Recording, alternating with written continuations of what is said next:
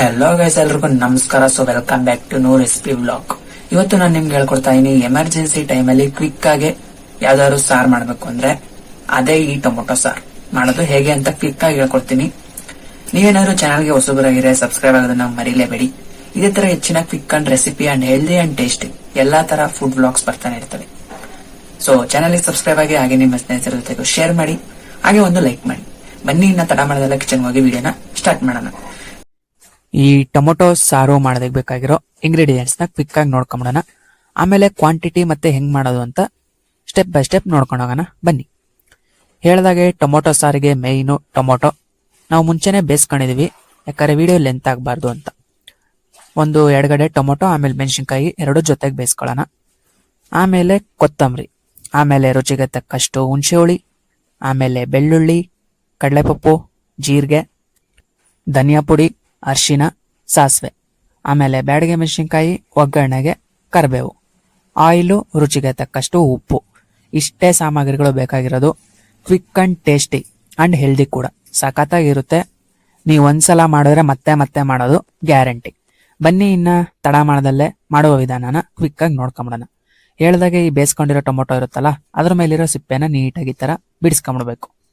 ಬಿಡಿಸ್ಕೊಂಡಾದ್ಮೇಲೆ ಏನ್ ಮಾಡೋಣ ಅಂದ್ರೆ, ಒಂದು ಜಾರ್ ತಗೊಂಡು ಅದಕ್ಕೆ ಕಡಲೆಪಪ್ಪು 1 ಟೇಬಲ್ ಸ್ಪೂನು, ಆಮೇಲೆ ಧನಿಯಾ ಪುಡಿ ಒಂದು ಸ್ವಲ್ಪ 1/4 ಟೇಬಲ್ ಸ್ಪೂನು, ಆಮೇಲೆ ಜೀರಿಗೆ ಒಂದು 1/4 ಟೇಬಲ್ ಸ್ಪೂನು, ಅರಿಶಿನ ಒಂದು 1/4 ಟೇಬಲ್ ಸ್ಪೂನು, ಆಮೇಲೆ ಬೆಳ್ಳುಳ್ಳಿ ನಿಮ್ಮಿಷ್ಟ ಎಷ್ಟು ಬೇಕಾದ್ರೂ ಹಾಕೊಬೋದು. ನಾವು ಒಂದು 5ರಿಂದ 6 ಪಾಯಿ ಹಾಕೊಂಡಿದೀವಿ. ಜಾಸ್ತಿ ಹಾಕೊಂಡ್ರು ತೊಂದರೆ ಇಲ್ಲ, ಹೀಟು ಬಾಡಿಗೂ ಒಳ್ಳೇದು. ಆಮೇಲೆ ಮೆಣಸಿನ್ಕಾಯಿ ಒಂದು 4ರಿಂದ 5. ಖಾರ ಜಾಸ್ತಿ ಆಗ್ಬಿಡುತ್ತೆ, ನೋಡ್ಕೊಂಡು ಹಾಕೊಳ್ಳೋದು ಉತ್ತಮ.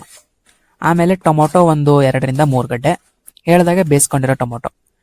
ಆಮೇಲೆ ಹುಣಸೆ ಹಣ್ಣು ನೆನ್ಸಿರೋದು, ಹುಣಸೆ ಹುಳಿ ಆದ್ರೂ ಹಾಕೊಬೋದು, ಅಥವಾ ಈ ತರ ಹುಣಸೆ ಹಣ್ಣು ನೆನ್ಸ್ಕೊಂಡು ಅದಾದ್ರೂ ಹಾಕೊಬೋದು, ಒಂದ್ ಸ್ವಲ್ಪ ಸಾಕು. ಆಮೇಲೆ ಲಾಸ್ಟ್ಗೆ ಕೊತ್ತಂಬರಿ ಒಂದು 2ರಿಂದ 3 ಕಡ್ಡಿ ಈ ತರ ಮುರಿದ್ಬಿಟ್ಟು ಹಾಕೊಳ್ರಿ, ಮಿಕ್ಸಿಗೆ ಬೇಗ ನುಣ್ಣಗಾಗುತ್ತೆ. ಬನ್ನಿ, ಇನ್ನ ತಡ ಯಾಕೆ, ಇದನ್ನ ನೀಟಾಗೆ ನೈಸಾಗಿ ರುಬ್ಕೊಂಬರೋಣ. ತರಿ ಎಲ್ಲ ಬೇಡ, ನೈಸಾಗಿ ರುಬ್ಕೊಂಬಿಡಿ. ನೋಡಿದ್ರಲ್ಲ, ಇಷ್ಟೇ ಈ ಟೊಮೊಟೊ ಸಾರಿಗೆ ಬೇಕಾಗಿರೋ ಮಸಾಲೆ ರೆಡಿ ಆಯ್ತು. ಇನ್ನ ತಡ ಯಾಕೆ, ಬನ್ನಿ ಒಗ್ಗರಣೆನೂ ಹಾಕೊಂಬಿಡೋಣ. ಈ ಒಗ್ಗರಣೆಗೆ ಬೇಕಾಗಿರೋದು ಒಂದು ತಪ್ಪಲೆ ಅಥವಾ ಯಾವ್ದಾದ್ರು ಒಂದು ಬಟ್ಲು. ಅದಕ್ಕೆ ಒಂದು 5ರಿಂದ 6 ಟೇಬಲ್ ಸ್ಪೂನ್ ಎಣ್ಣೆ ಒಂದು ಸ್ವಲ್ಪ ಕಾದ್ಮೇಲೆ ಸಾಸಿವೆ ಒಂದು 1/4 ಟೇಬಲ್ ಸ್ಪೂನು. ಸಾಸಿವೆ ಎಲ್ಲ ಚಿಟ್ಪಿಟ ಅಂದಮೇಲೆ ಏನು ಹಾಕೊಳ್ಳೋಣ ಅಂದರೆ ಬ್ಯಾಡಗೆ ಮೆಣಸಿನ್ಕಾಯಿ ಒಂದು 2 ಹಾಕೊಂಡಿದೀವಿ. ತಿನ್ಬೇಕಾದ್ರೆ ನೆಂಚ್ಕೊಂಡಾದ್ರೂ ತಿನ್ನಿ, ಚೆನ್ನಾಗಿರುತ್ತೆ, ಅಥವಾ ಸೈಡ್ಗೆ ಇಟ್ಟರು ತೊಂದರೆ ಇಲ್ಲ.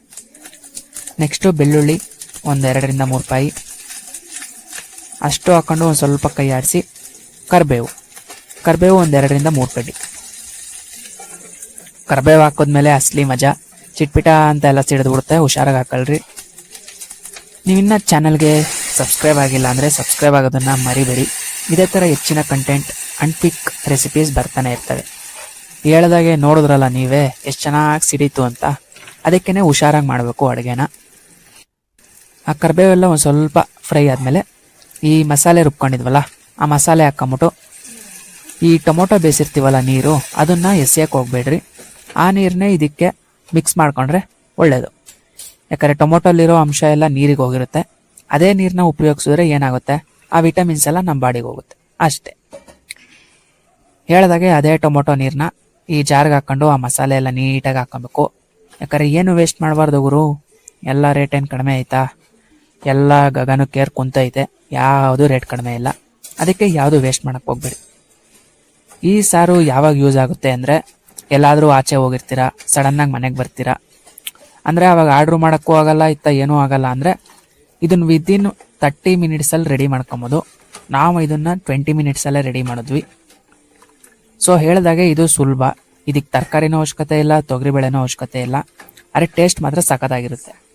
ನೀವು ಒಂದ್ಸಲ ಹೇಳ್ದಾಗೆ ನೀವು ಇದನ್ನು ಒಂದ್ಸಲ ಟ್ರೈ ಮಾಡಿದ್ರೆ ನೀವು ಇದನ್ನೇ ರೆಗ್ಯುಲರಾಗಿ ಮಾಡ್ಕೊಂಡು ತಿನ್ನೋದು ಗ್ಯಾರಂಟಿ. ಆಮೇಲೆ ಇಷ್ಟೆಲ್ಲ ಹಾಕೊಂಡ್ಮೇಲೆ ನಿಮಗೆ ನೀರು ಎಷ್ಟು ಅದಕ್ಕೆ ಬೇಕೋ ಅಷ್ಟು ಅದಕ್ಕೆ ಹಾಕೊಳ್ರಿ. ಸಾರು ಗಟ್ಟಿ ಇರಲಿ ಅಂದರೆ ಒಂದು ಸ್ವಲ್ಪ ಗಟ್ಟಿಯಾಗಿ ಹಾಕೊಳ್ರಿ. ನಾವು ಇಷ್ಟು ಅದಕ್ಕೆ ನೀರು ಹಾಕೊಂಡಿದೀವಿ. ಆಮೇಲೆ ರುಚಿಗೆ ತಕ್ಕಷ್ಟು ಉಪ್ಪನ್ನ ನೋಡ್ಕೊಂಡು ಮಿಕ್ಸ್ ಮಾಡ್ಕೊಳ್ರಿ. ಯಾಕಂದರೆ ಸಾರಿದು ಕ್ವಾಂಟಿಟಿ ಕಡಿಮೆನೇ ಇರುತ್ತೆ. ಉಪ್ಪು ಕಡಿಮೆ ಇದ್ರೂ ಪರವಾಗಿಲ್ಲ, ಅನ್ನದ ಜೊತೆಗೆ ಹಾಕೊಂಡು ಮಿಕ್ಸ್ ಮಾಡ್ಕೊಂಡು ತಿನ್ಬೋದು. ಅದೇ ಜಾಸ್ತಿ ಆಗ್ಬಿಟ್ರೆ ಏನು ಮಾಡ್ತೀರಾ? ಏನು ಮಾಡೋಕ್ಕಾಗಲ್ಲ. ಅದಕ್ಕೆ ಉಪ್ಪನ್ನ ಒಂಚೂರು ಕಡಿಮೆನೇ ಹಾಕ್ಕೊಂಡಿರಿ, ತೊಂದರೆ ಇಲ್ಲ. ನೋಡ್ತಾ ಇದ್ದೀರಲ್ಲ ಎಷ್ಟು ಬೇಗ ಸಾರು ರೆಡಿನೇ ಆಗೋಯ್ತು. ಮಾತಾಡ್ತಾ ಈ ಥರ ಚೆನ್ನಾಗಿ ಕುದಿ ಬಂದ್ಬಿಟ್ರೆ ನಮ್ಮ ಟೊಮೊಟೊ ಸಾರು ರೆಡಿ. ಇದು ರಸಮ್ ಅಲ್ಲ, ಆಮೇಲೆ ಇದೊಂಥರ ಟೊಮೊಟೊ ಸಾರು ಅಷ್ಟೇ.